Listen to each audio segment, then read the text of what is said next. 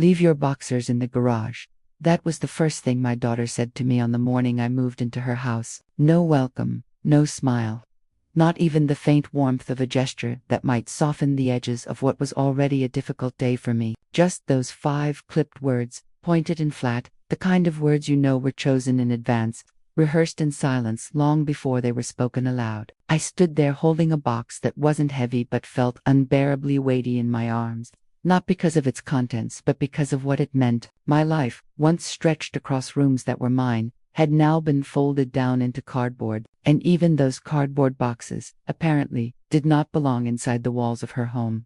I didn't argue. I stood still, the tape seamed to the box pressing into my palms, and stared at her. She was dressed in her casual weekend clothes, hair tied back neatly, expression firm. She was 39 now, a woman with her own routines and rules, and yet in that moment I still saw the little girl who once begged me not to leave her at school on her first day, clutching my coat sleeve until the teacher coaxed her hand away. How strange, I thought, that life could spin in such a way that the same child who once needed you desperately could grow into an adult who asked you, politely but firmly, to stay at the threshold. I said nothing. Silence felt safer, though it burned. I turned, carried the box to the garage, and placed it on the concrete floor beside the others. Dust rose up as it landed, and for some reason that small puff of gray made me feel ashamed, as though my very belongings carried with them the musty scent of intrusion.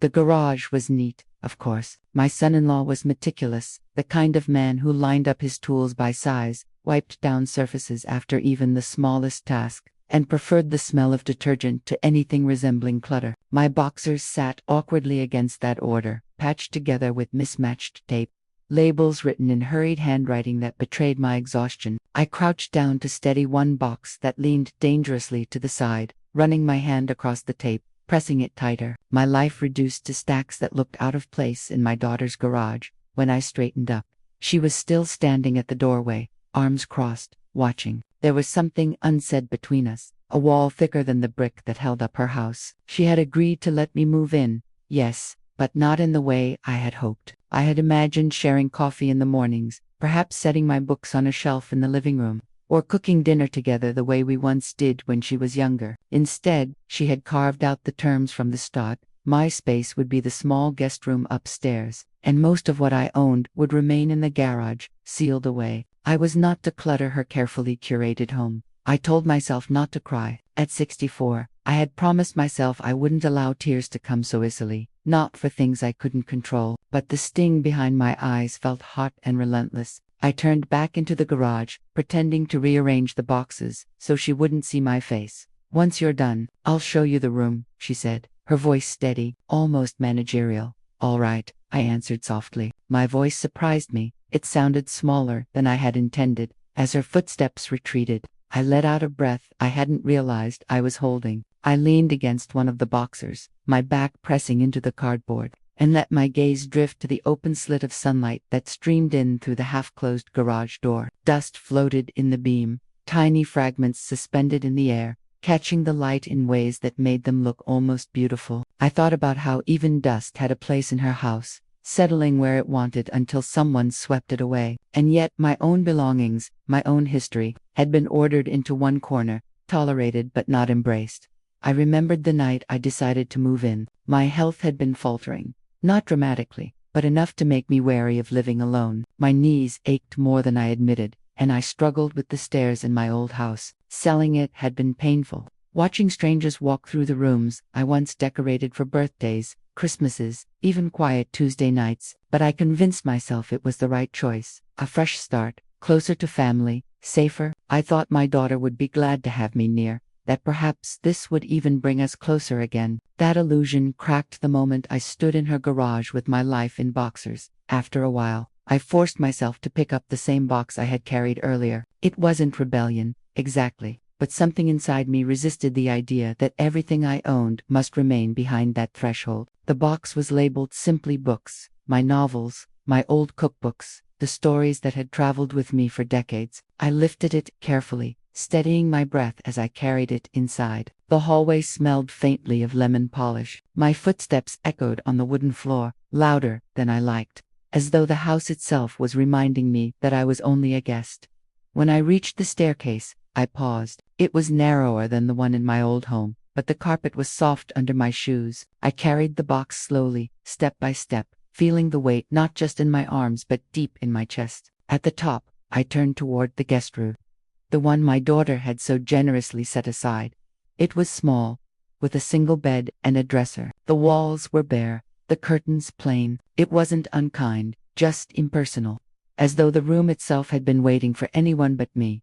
I placed the box on the dresser and sat down on the edge of the bed. The springs creaked faintly. My hands rested on my knees, and I let out another breath. For the first time in weeks, the quiet of that little room felt like something I could hold on to. It wasn't warm, not yet, but it was mine. Still, I couldn't shake the echo of her words. "Leave your boxes in the garage." They looped in my mind like a refrain, reminding me that I was here on conditions, that my presence was tolerated more than welcomed. The sting of it deepened, not because I wanted luxury or special treatment, but because I wanted to feel that I belonged. I looked at the box of books and felt a small resolve form inside me. If my life had been reduced to boxers, then I would at least choose which of those boxers crossed the threshold. I would place my books on a shelf, even if it meant borrowing one from the hallway or buying one myself. I would make this little room reflect me in some small way, not just the bare arrangement she had allowed. I lay back on the bed, staring at the ceiling,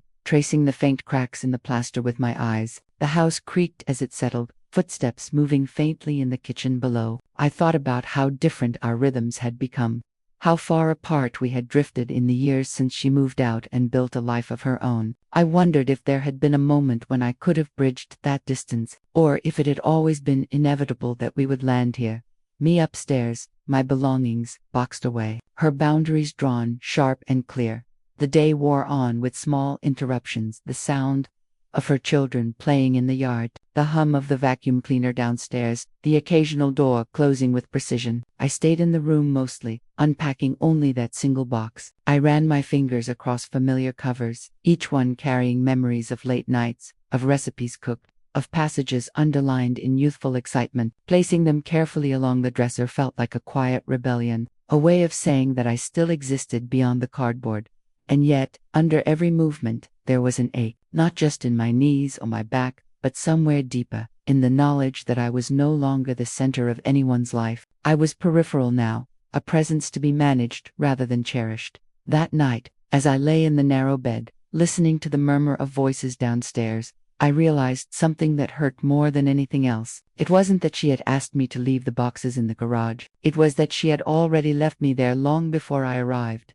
The morning after moving day, I woke earlier than I meant to. The bed was narrow, the mattress firmer than I liked, and the unfamiliar creaks of the house kept nudging me out of shallow sleep. But what woke me wasn't discomfort so much as the feeling of being out of place. I sat up and listened. The house was still, though faint movement downstairs suggested my daughter was already awake, perhaps making breakfast for her children. For a moment I considered staying in bed longer, letting the morning pass without me, but pride wouldn't allow it. I wanted to be seen as useful, not as someone who lingered idly in a room too small to hold the years I carried. I dressed quietly, pulling on the sweater I had folded neatly on the chair the night before, and opened the door to the hallway. The air smelled faintly of toast, and I could hear the clatter of plates in the kitchen below. It struck me that I didn't know what time they usually ate breakfast together, or whether I was expected to join them. This was my daughter's house, her rhythm, and I was an interruption in it. Still, I made my way down the stairs,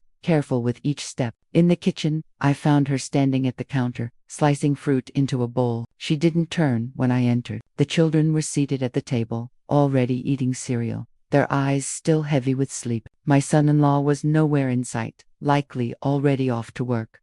"Morning," I said, my voice tentative, almost apologetic. "Morning," she answered, without looking up from the cutting board.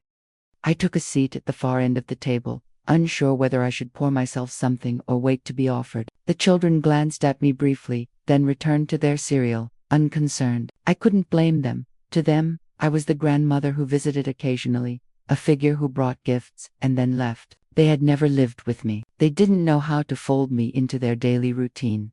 "Would you like some tea?" I finally asked, half to myself and half to my daughter. "There's coffee in the pot," she replied, setting the bowl of fruit on the counter. I nodded, even though I didn't care for coffee in the mornings. I poured a cup anyway, the dark liquid steaming in the quiet kitchen, and wrapped my hands around it just to give them something to do. I tried to smile at the children, asking how school was going, what they were learning. They answered politely, a few words here and there, before their focus drifted back to their bowls. My daughter moved around the kitchen with quiet efficiency, never once sitting down.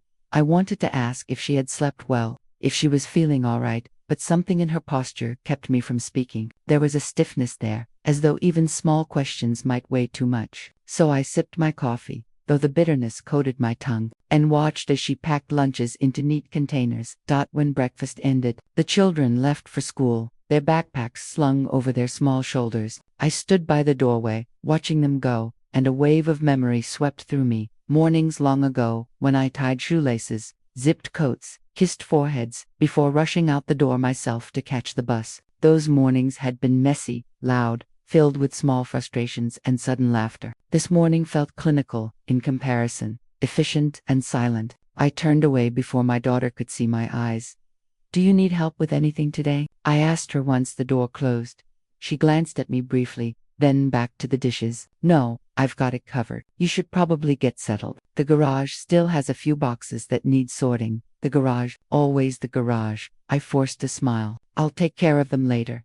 She didn't respond, and I knew better than to press. I climbed the stairs again, my knees aching as they often did, and returned to the guest room. The box of books sat neatly on the dresser where I had left it, and I felt a small comfort in their presence. I ran my fingers across the spines, lingering on one in particular, a battered novel I had read to her when she was 12. Her head resting on my lap as my voice carried the story into her dreams. Did she remember those nights? Or had they been swept away, like so many small moments that once mattered only to me? I spent the rest of the morning unpacking another box, this one filled with clothes, folding sweaters into the dresser drawers, hanging a few blouses in the narrow closet. I tried to pretend this was ordinary, that I was simply making a home. But each movement carried a quiet ache, because I knew I was not building a life here. I was fitting myself into the cracks of someone else's. Around midday, I carried a small box downstairs, determined to make some gesture of belonging. Inside were framed photographs, the kind that had once lined the mantel of my old house. Birthdays,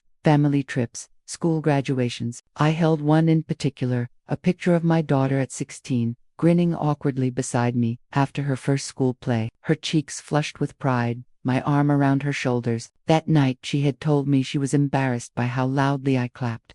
But I saw the smile she tried to hide as we walked to the car.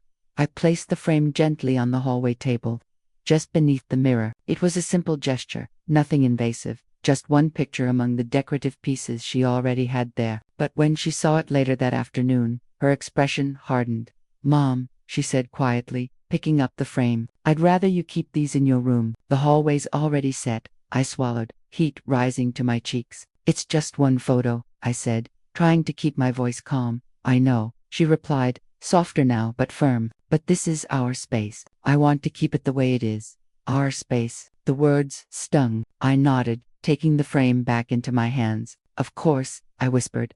Back upstairs, I placed the photo on the dresser beside my books. I stared at it for a long time, tracing the outline of her younger face with my finger. That girl had once leaned into me with trust. That girl had once wanted me near. Where had she gone? The rest of the day blurred together in small, quiet tasks. I sorted more boxes, arranged my belongings in the room as best I could, tried not to let the silence of the house press too heavily on me. Occasionally, I heard laughter from downstairs, muffled through the walls, and it struck me how separate I was from it. I wanted to walk down, to join, but something held me back, the knowledge that I was no longer part of those unguarded moments. That evening, after dinner, I washed the dishes without being asked. It felt good to contribute, to have my hands in the warm water, the clink of plates steadying me. My daughter stood nearby, drying them silently. For a brief second, our movements aligned, a rhythm we once knew returning without words, but it vanished quickly when she excused herself to check on the children, leaving me alone at the sink. Later, in my room, I sat on the edge of the bed and thought about the phrase she had used earlier, our space. The truth settled over me slowly, like dusk creeping across the sky. This wasn't my home. It never would be. I was a visitor, with an indefinite stay, tolerated but never fully welcomed. And yet, as I looked around the small room, I realized something else. Within these four walls, I could carve out a corner of myself, the books on the dresser, the photo propped against the mirror, the folded sweaters. These were mine. They held pieces of me that no one could take away. I might not belong to the house, but I still belonged to myself. It wasn't enough, not yet, but it was something. That night, before turning off the light, I opened one of the books and read a passage aloud softly, just to hear my own voice in the quiet. The words filled the room gently, wrapping around me like a thin blanket. For the first time since moving in, I felt a flicker of something I hadn't expected. Not happiness, not even peace, but a quiet strength, the beginning of resolve. As I closed the book and placed it back on the dresser, I realized that carrying that single box upstairs had been more than a small act of defiance. It had been the first step in reminding myself that even here, even in the corners of someone else's space, I still had the right to exist. And that thought carried me, however fragile, into sleep. The days that followed were slow, each one carrying the same rhythm. Mornings filled with the faint bustle of my daughter preparing her children for school. Afternoons stretched into long silences, evenings punctuated by small, careful conversations. I tried to fit myself into that rhythm, but no matter how lightly I walked, I always felt like a stone thrown into still water, ripples spreading where none were wanted. By the third morning, I had grown tired of waiting for permission to exist. The boxers in the garage weighed on me, not just physically but emotionally. Each time I walked past the door to that space, I could almost hear them calling, fragments of a life once lived fully, now stacked and sealed as though in storage. That morning, after everyone left for school and work, I pulled open the garage door and stepped inside. The air was cooler there, carrying the faint scent of oil and concrete. My boxers sat obediently where I had left them, lined like soldiers against the wall. I crouched before one labeled kitchen, my knees protesting, and pulled it open. Inside were the familiar objects of my old life: a chipped teapot, the wooden rolling pin I had used to make pies, a set of mugs, mismatched but loved. I held the teapot in my hands and smiled despite myself. How many times had I poured tea into that spout for guests, for neighbors, for my daughter herself when she came over on Sunday afternoons. I carried the teapot back into the house and set it gently on the counter. It wasn't much, just one small object, but I wanted to see if it could sit there quietly without disruption. I boiled water, spooned tea leaves into its belly, and let the scent of steeping leaves rise into the kitchen. The fragrance reminded me of mornings in my own home, the kind of mornings when life felt slower, when there was always time to sit at the table and talk. When my daughter returned later that afternoon, she noticed it immediately. She walked into the kitchen, set down her bag, and paused, eyes narrowing at the sight of the teapot on the counter. "Mom," she said, her voice clipped, "what's this?" "It's just my old teapot," I answered gently, lifting it as though to soften its presence. "I thought it might be nice to use." Her lips pressed into a thin line. "We already have a kettle." "I know," I said quickly, trying not to sound defensive, "but this one, it feels familiar." She didn't reply at once. Instead, she walked past me, opened a cupboard, and began rearranging something inside, her movements sharper than usual. "I'd rather you keep it in your room," she said finally. "The kitchen is already set the way we like it." There it was again. Set, the word that had become a refrain in her house, as though everything was part of a design too delicate to be touched. I swallowed, nodding slowly. Of course. But later, when she wasn't looking, I carried the teapot upstairs and placed it on the dresser beside my books and photographs. It looked out of place there, yet oddly comforting. A reminder that even small objects could carry history, even when history no longer seemed to matter to anyone else. That evening, as I listened to the muffled sound of laughter drifting up from the living room, I thought about the invisible line that seemed to run through the house, the line that kept me upstairs, tucked away in a room that wasn't really mine, while life carried on below without me. I longed to cross it, to sit on the couch with them, to laugh at whatever television show brought them joy. But I knew the moment I entered, the air would shift, the laughter would falter, replaced by polite smiles and stilted words. The truth was sharp. I wasn't part of their circle anymore. On the fourth day, I tried a different tactic. I baked. I had found my rolling pin in another box and decided to make an apple pie, something I knew my grandchildren loved. The kitchen was empty when I began, and for once I felt almost myself, flour dusting the counter. Apples, peeled into neat spirals, the warm scent of cinnamon filling the air. As the crust browned in the oven, I allowed myself to imagine their faces lighting up, the way her face used to when she was a child, and I pulled pies from the oven in our old kitchen when the children came home from school. The smell greeted them at the door. Their eyes widened, smiles spreading. "Grandma, is that pie?" they asked, excitement breaking through their usual shyness. I felt a flicker of joy. "Yes, it's cooling now. We'll have some after dinner." For a moment, everything felt right. But then my daughter walked in. She saw the flour on the counter, the rolling pin resting beside the sink, the pie on the cooling rack. Her expression froze. "Mom," she said, her tone carrying more edge than she intended, "I wish you'd asked first. The kitchen was a mess. I'll clean it up," I replied quickly, already reaching for a cloth. "I just thought." "That's not the point," she interrupted, softer now but no less firm. "We have our routine.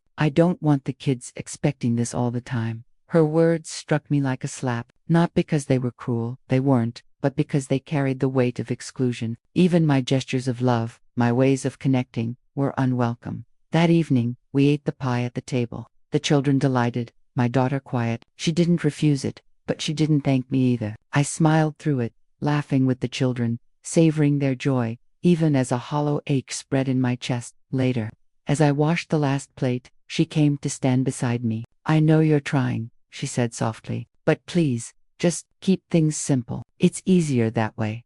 I nodded, my throat too tight to answer. That night, alone in my room, I thought about what she had said. Easier? For whom? For her? For me? Or simply for the fragile balance she was so determined to protect? I lay awake long after the house had gone quiet, staring at the ceiling, wondering how something as small as a pie could feel like rebellion. By the end of the first week, I realized something that unsettled me deeply. It wasn't just that she didn't want my belongings in her house, it was that she didn't want me. Not the version of me that carried history, traditions, or quirks. She wanted a muted version, one that stayed upstairs, one that didn't disrupt the order she had built. And yet, despite the sting of it, I also felt a stirring inside me, a quiet resistance, growing stronger with each small dismissal. I wasn't ready to be boxed away. Not in the garage, not in the spare room, not even in my daughter's careful routines. One afternoon, while she was out running errands, I carried another box upstairs. This one held my scarves, colorful and soft, each one tied to a memory. I draped them over the chair, folded some neatly on the dresser, let their colors brighten the bland walls of the room. When I stepped back, the room looked less like a guest room and more like a corner of me. And for the first time since moving in, I smiled without hesitation. It wasn't rebellion, not really. It was survival. By the second week, the guest room no longer looked quite so bare. The books lined the dresser in uneven rows. The photograph of my daughter at 16 leaned proudly against the mirror, and scarves of every color softened the chair. Even the old teapot, now more ornament than utility, sat like a relic of my stubbornness. It wasn't much, but when I stepped inside, I could finally exhale. The room carried the faintest whisper of home, not hers, not ours, but mine. Of course, it didn't escape her notice. One evening, as she brought folded laundry upstairs, she paused at my door. Her eyes moved across the room, lingering on the scarves, the books, the photos. She didn't say anything at first, but I could see it. The faint crease between her eyebrows, the quiet disapproval she tried to swallow down. "You've unpacked quite a bit," she said finally, her voice flat. I smiled, trying to ease the tension. "Just a few things. Makes it feel less like a hotel." She nodded once, lips pressed together. "As long as it doesn't get cluttered."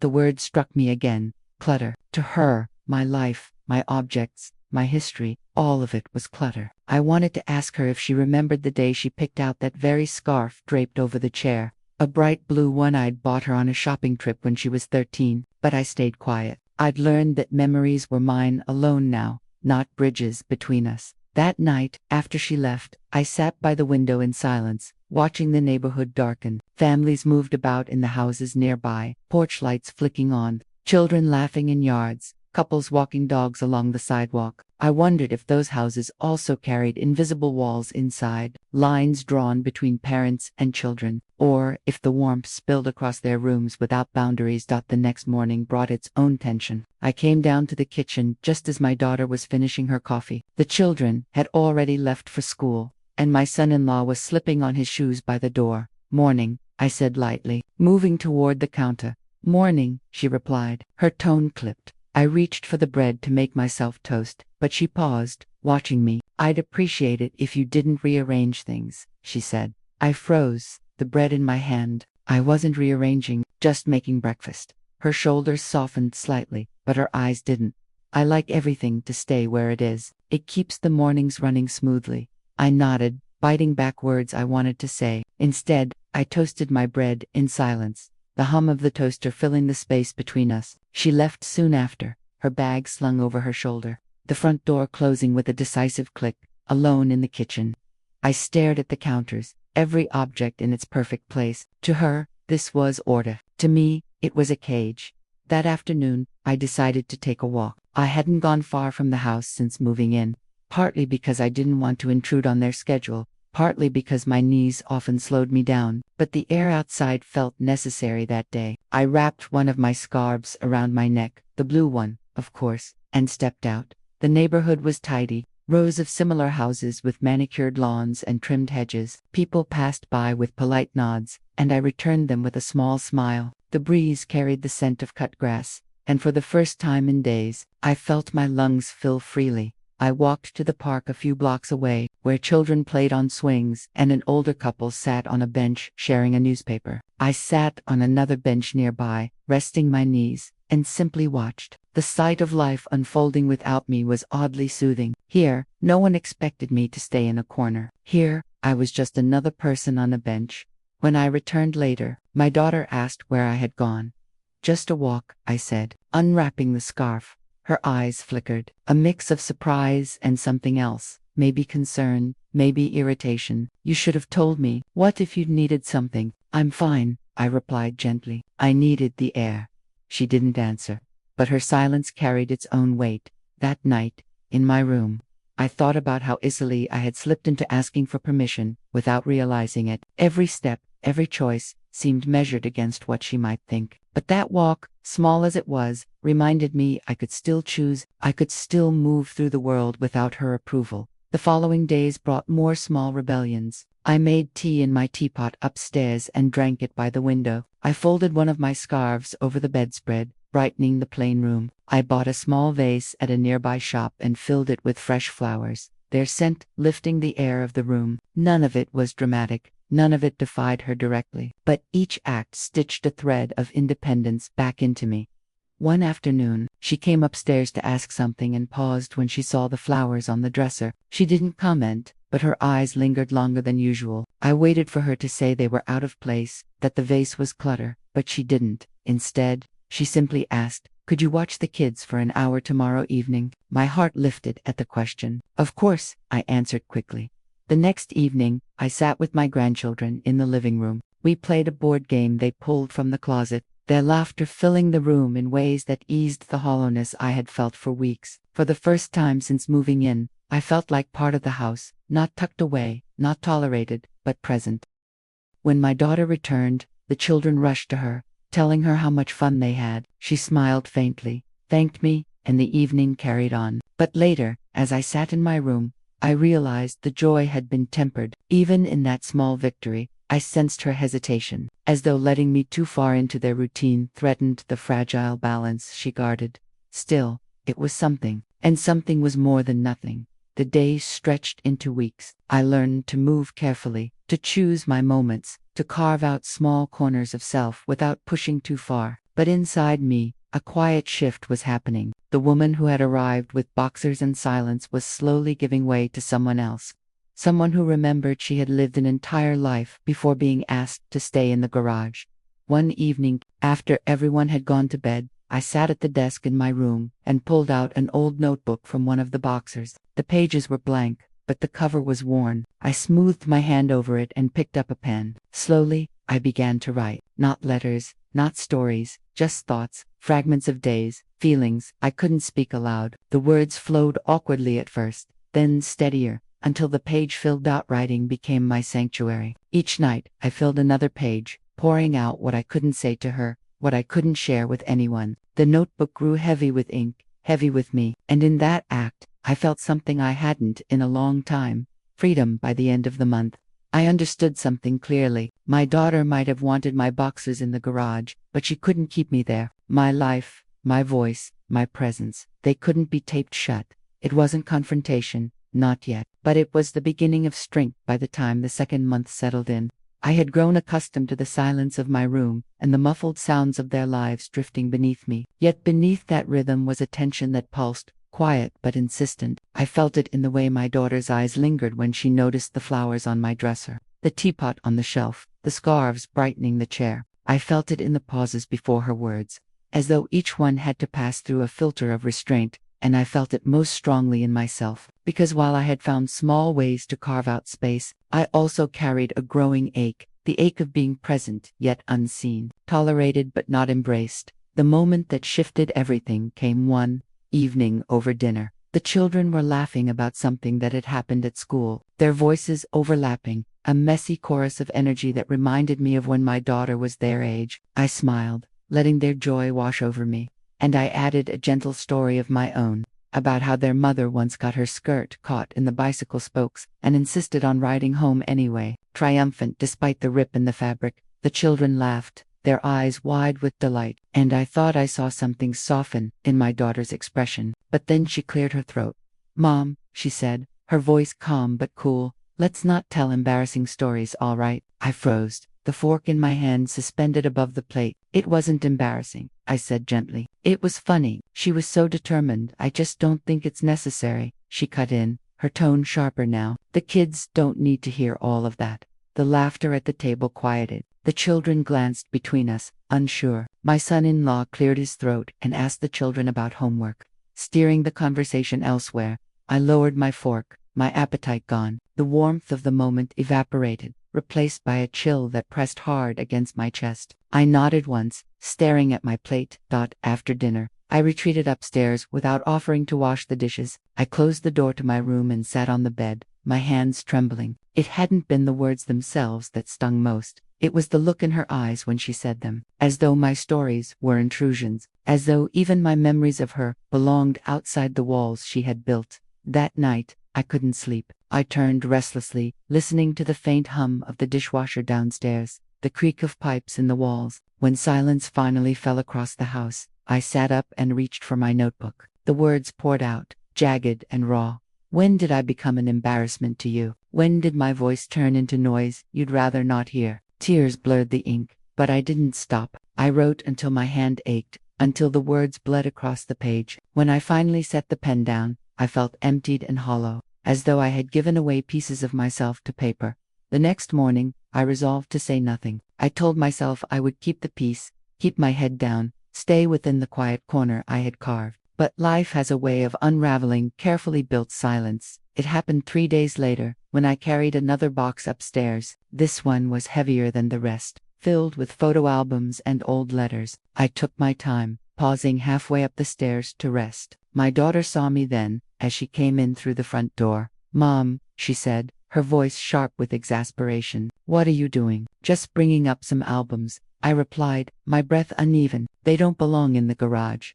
She dropped her keys on the counter, her expression tightening. "I told you, the garage is where the boxes stay. You can't keep dragging things upstairs."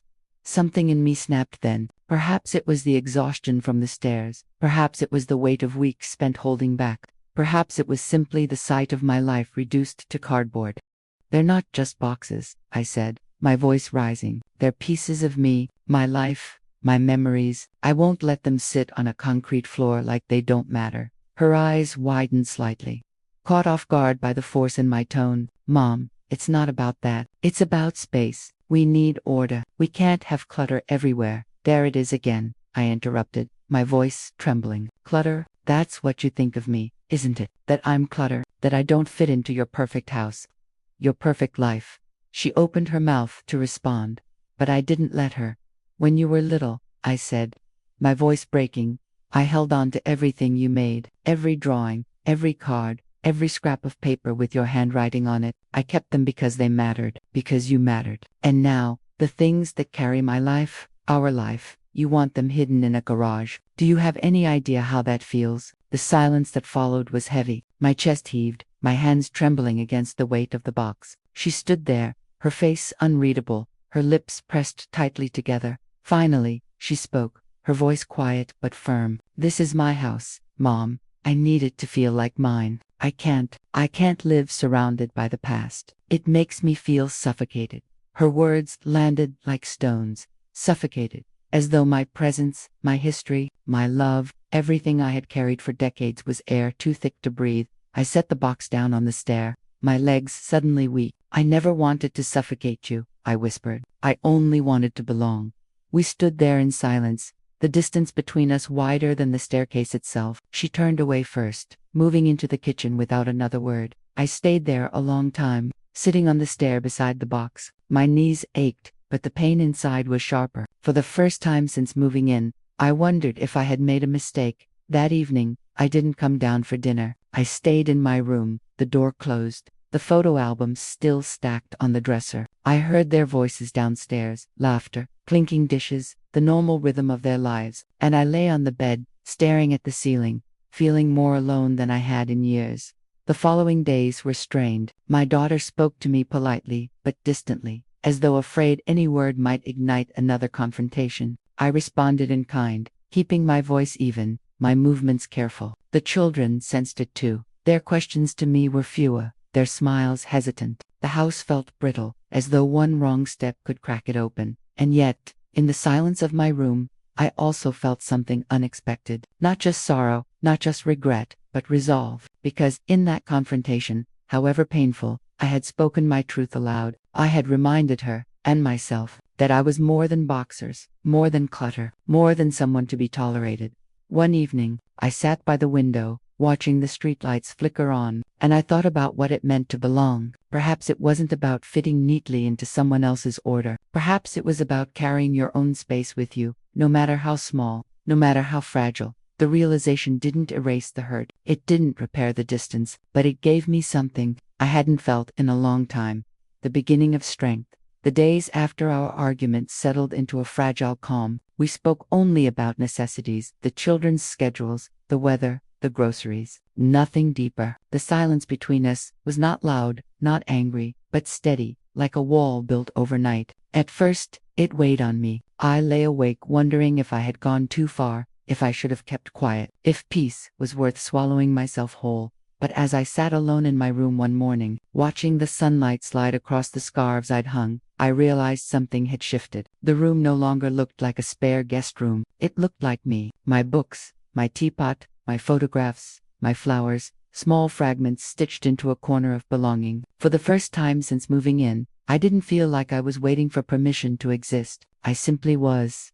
That afternoon, I carried one of the photo albums downstairs, not as a challenge, but as an offering. I placed it quietly on the coffee table, while the children sat nearby. They opened it eagerly, pointing at pictures of their mother when she was their age, laughing at her missing teeth, her awkward haircut, her shy smile. Their joy filled the room, unguarded and bright. My daughter came in from the kitchen, wiping her hands on a towel. She froze when she saw the album, her eyes flickering from me to the children. For a moment I braced myself, expecting her to ask me to put it away. But she didn't. She watched the children giggle, her expression softening, and then she sat down beside them. She turned a page slowly, her fingers brushing the photograph of herself at 16, the same one I kept upstairs. Her lips pressed together, but I thought I saw the faintest trace of a smile. We didn't speak. We didn't need to. In that moment, the photographs spoke for me. They reminded her, gently, that my life was not cluttered. It was her life too. That night, back in my room, I wrote in my notebook, "Sometimes belonging isn't about being welcomed. Sometimes it's about quietly planting your roots, even in shallow soil, and letting them spread where they can." I don't know if my daughter and I will ever close the distance completely. Perhaps there will always be lines she needs to draw, walls she feels she must build. But I know now that I am not boxed away. My presence lingers in this house, in the stories the children laugh at, in the scarf over the chair, in the flowers on the dresser. And more importantly, my presence lingers in me. When I turn off the light at night, I no longer feel like a guest waiting to be excused. I feel like a woman who has carried her life through many rooms, many houses, and who knows wherever she sets down her boxers, she is still whole.